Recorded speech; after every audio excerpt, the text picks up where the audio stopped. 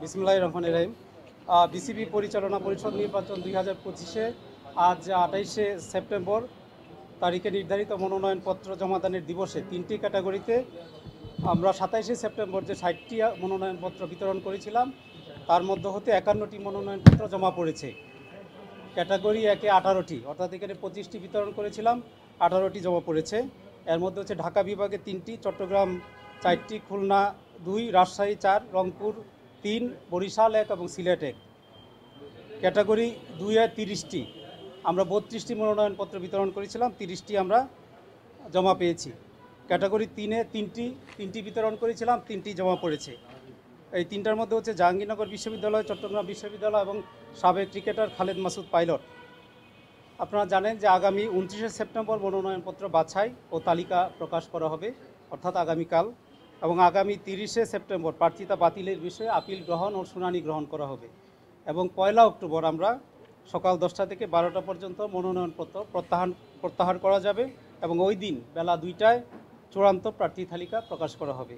এই হচ্ছে মোটামুটি শিডিউল। ক্যাটাগরি 2-এ কতজন বললেন? ক্যাটাগরি 2-এ 32টি মনোনয়নপত্র আমরা বিতরণ করেছিলাম, তার বিপরীতে 30টি জমা পড়েছে বিভিন্ন ক্লাব এবং সংস্থা থেকে।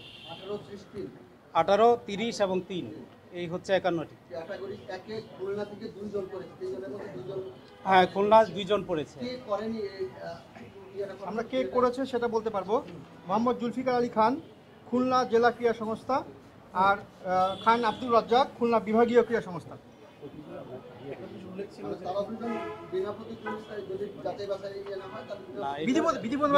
বিধি মোতাবেক ব্যবস্থা গ্রহণ করা হবে, আমরা এখনই বলতে পারবো না। কনফিউশনে ছিল যে ঢাকা, চিটাগং আর খুলনা 2 জন করে পরিচালক নির্বাচিত হবে। জি, যেহেতু এখানে একজন জমা দেয়নি, তাহলে তো 2 জনই মনে হয় পরিচালক যেটা উনি বললেন যে বিধি মোতাবেক হবে, বাছাইয়ের পরে।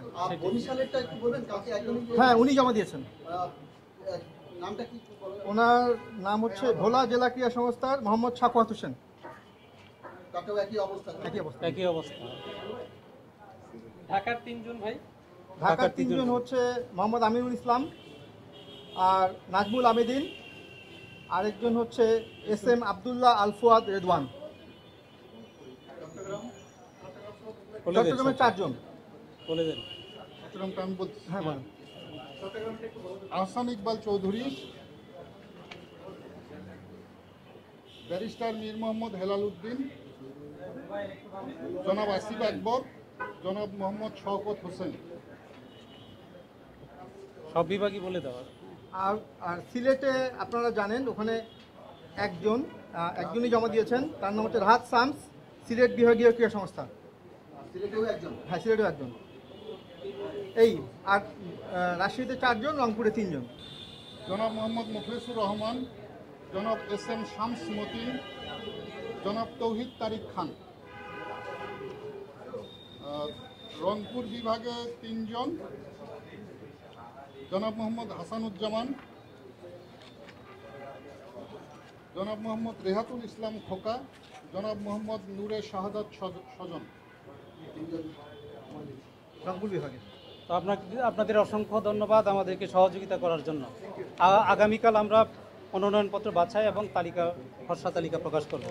আশা করি আগামীকাল দুপুরের পরেই, টাইমটা এখনই বলতে পারছি না, আমরা চেষ্টা করব দুপুরের পর এটা প্রকাশ করার জন্য। আমাদের সাথে আপনারা যুক্ত হতে পারবেন।